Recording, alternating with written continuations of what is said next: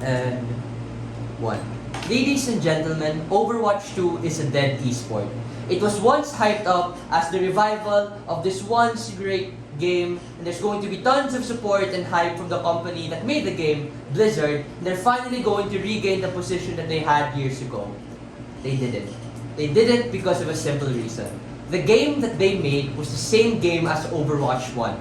And because it was the same game as Overwatch 1, it had the same problems, it had the same complaints, and it had the same criticisms of the professionals who did play that esport back then, and they're still there.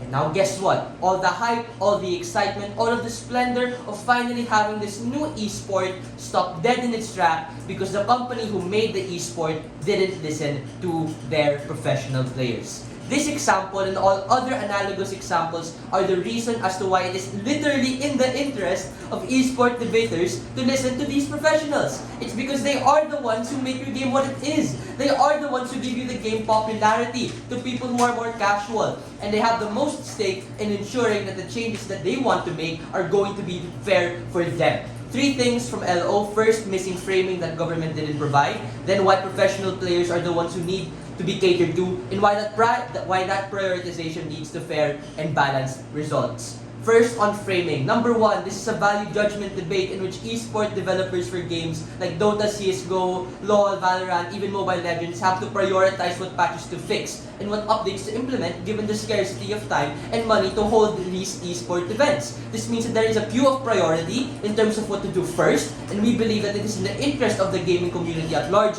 if we listen to the feedback of these professional players. Number 2, we recognize that the esport industry has many stakeholders, which include new players, people who play casually, and most importantly, those professionals. But we believe that to a large extent, the interests of these new and casual players are subsumed by the interests of these professional players. Why? Because these casual players are often part of the fan bases and the teams that these professional players are a part of, such as Team Liquid, Fnatic, Evil Geniuses, etc. Number 3, both casual and professional players want what is best for the game in order to balance fun and challenge, all while making it the fairest it can possibly be. This is the key incentive they have to ensure that people keep playing the games that they love. This patches looks like certain updates, downloadable content, nerfing, buffing, all that stuff. Now, before that, few responses before I get into my arguments.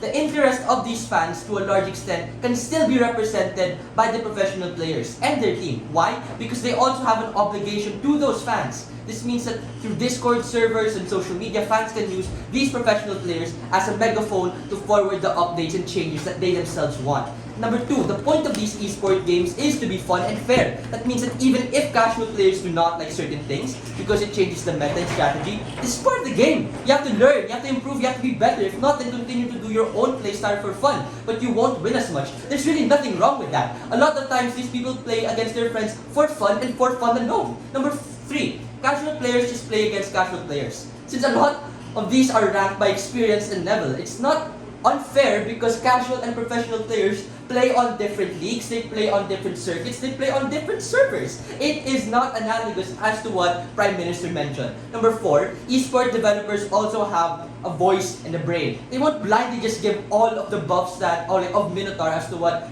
PM said. Of course, there will still be a vetting process in order to see if a certain new character is fair and not OP, or a certain buff or nerf is nuanced or unnuanced or not. Obviously, there will be steps taken into consideration, and there can still be discourse to see whether or not it was very effective. Even if there may be mistakes or issues in patches from professional players, then issue another patch to fix it. Even if you listen to casual players, doesn't mean they won't make mistakes. These iterations are part of gaming in general and the evolution of the meta. What is my first argument? Why are professional players the most important stakeholders to prioritize when it comes to patches? I'll take you in a bit. It is because these professional players have the most to lose, given that this is their full time and their full job that they dedicated a lot of money, a lot of time, and a lot of effort towards. This is a crucial characterization that makes them different compared to the casual player. Their job security, network, legacy, and reputation are all hinged in being a professional esports player. That is akin with being a professional athlete.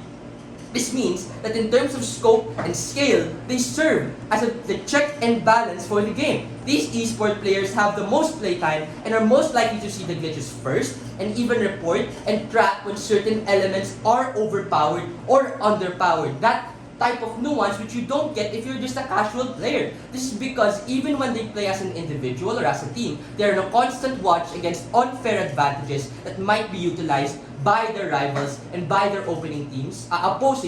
Sorry. Before I go into my second argument, go, PY.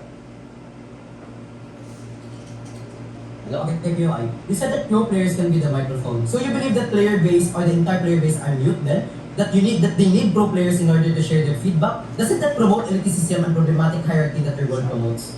No. Why would it?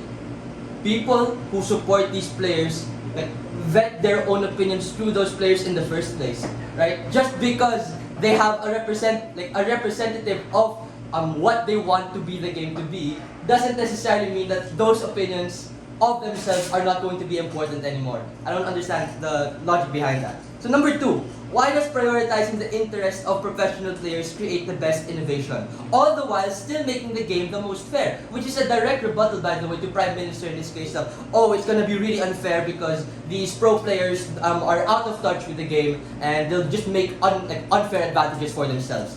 Over the past decade, the esport industry has risen in terms of total value to the economy and overall impact to the world. However, a pain point they have is continuing to gain relevance and popularity and are still in constant need for sponsors, for players, and awareness. Professional esports players and their teams uniquely have the opportunity to get sponsors in big brands such as Doritos, Coca-Cola, Monster Energy, all of those sponsors. This means that they have a lot of economic bargaining power, not just for them but also for their fans in general. This implies that if they are not listened to, they could potentially quit the game and harm the reputation of the game, just like what we saw from the shift of Overwatch 2 to literally any other game like Valorant, for example. This directly harms the income and revenue that these developers get, which becomes a slippery slope to people quitting the game and the loss of branding sponsorships since they have chosen to play another game. So, to really quickly, to conclude, if you want an esport to continue to develop, you want to cater to these professional players.